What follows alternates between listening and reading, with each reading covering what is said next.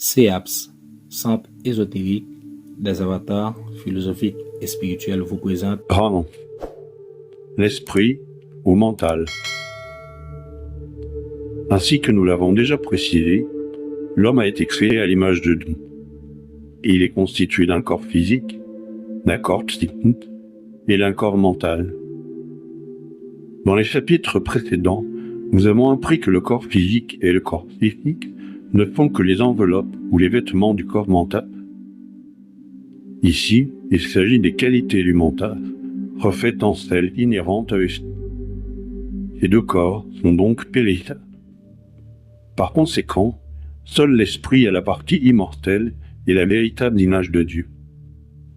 Analyser et exprimer en termes exacts ce qu'est Dieu, immortel et immuable, est très difficile. Cependant, ce sujet, ainsi que tous les autres, peut s'est né à l'aide de la loi de l'aimant quadripole.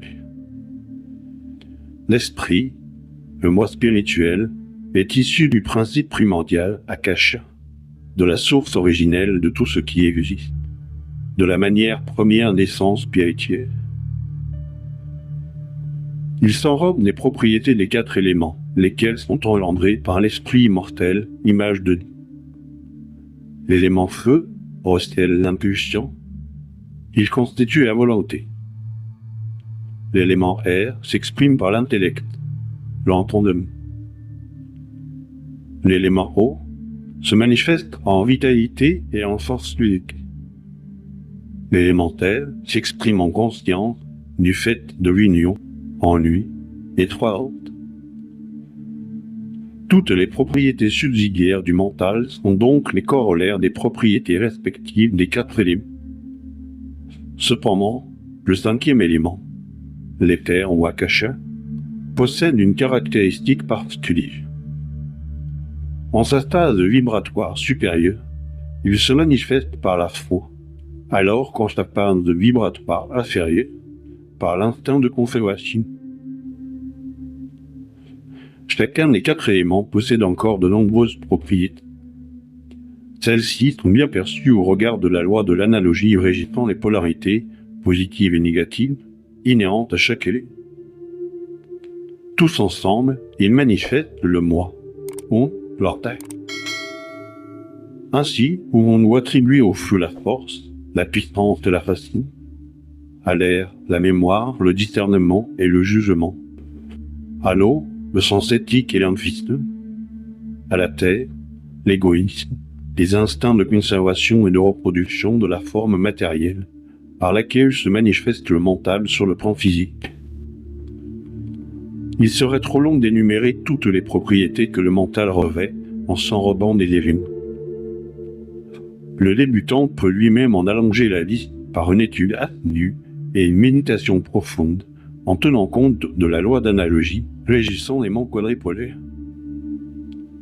Cette étude est d'un grand projet.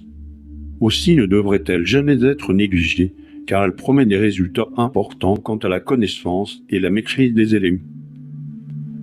Dans ces trois paragraphes consacrés au corps physique, au corps psychique et au corps mental, j'ai décrit l'être humain dans sa forme parfaite.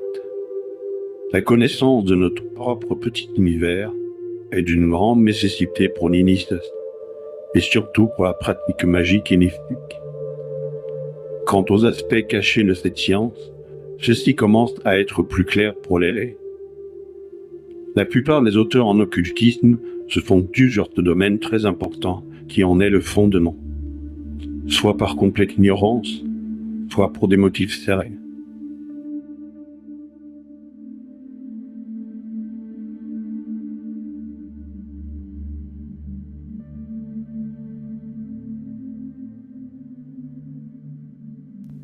Contactez CEAPS au 561 324 3957 38 26 54 90 47 19 77 27. Email ceapscentre@gmail.com.